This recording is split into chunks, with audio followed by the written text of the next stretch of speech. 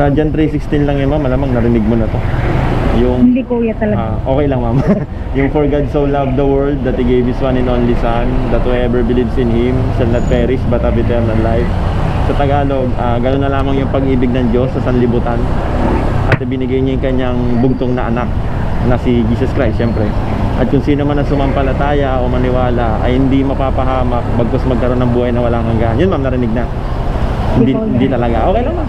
Parang tinatanggap mo din si Jesus Christ sa buhay mo. Siyempre naman, sino pa namang hindi Oo naman, tama naman.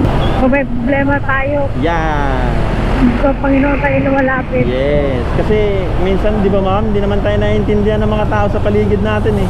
Oo. Ang mas nakakaintindi sa atin si God, si Jesus Christ. Pag pray tayo sa Kanya, Lord, ito po yung paghihirap ko, ito yung mga dalangin ko. Kasi 'di ba sa isang relasyon, para maging close kayo nung isang tao, lagi kayo nag-uusap, lagi kayong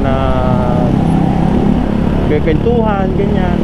So kay God ganun din. Kung gusto natin lumalim yung samahan natin kay God, yung relationship natin with Jesus Christ or with God, panatilihin nating magdasal tayo palagi sa lahat ng oras. Kahit nagluluto tayo, kaswapin natin siya.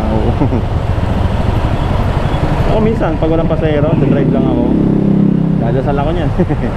Pengin booking ganyan. Hingi ako booking.